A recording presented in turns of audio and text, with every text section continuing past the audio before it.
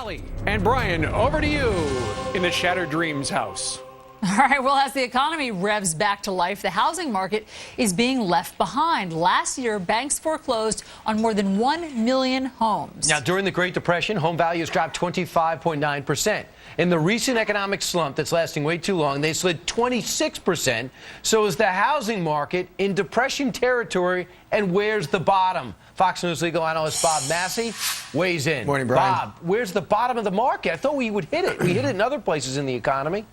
No, we talked towards the end of the year as to what my concern was for this year. And what it is the fact, to review this, is the fact that all these adjustable loans are coming due. The ones that were written 01, 04, and 06 were after you either had a 10-year adjustment, a 5 or a 7-year, Brian. What's happening is this year they're going to start adjusting, which means that they're going to go up, and most of these, the payment will go up, and most of these are interest-only loans.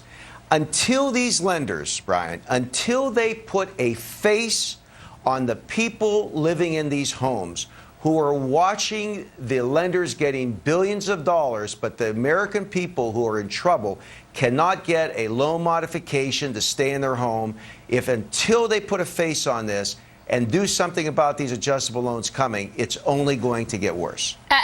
Bob, you have a very ominous prediction. You say that we're teetering on a depression in the housing market. What would that look like? It's going to look like an entire sea of homes that are literally going to be owned by the lenders, that are going to be rented out or resold onto the market, and people who are forced out of their homes on a greater scale. And let me tell you something. In the next couple of weeks, we're going to get into another area of reverse mortgages and how it's going to even become worse in this country because of that issue. What I'm going to tell you is this. These lenders, the programs that we've talked about, you guys have been nice enough to let me talk about in the last several months, that are not working. They have to implement something that's going to keep people in their homes.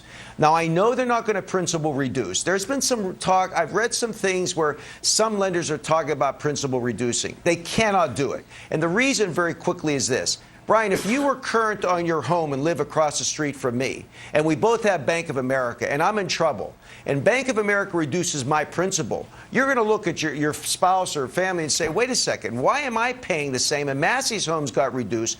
I'm going to let mine go into default because I'm going to get a principal reduction. Not going to happen. Domino effect. They've got to adjust what they're looking at and put a face on these American families. Right, and that's one of the things. It's just not fair to screw people that are making the payments and didn't get into a loan they couldn't afford. Exactly. Bob Massi, thanks so much. Fox News legal analyst trying to stay ahead of the housing bubble. Thanks, Bob. Okay, buddy. Take care. All right.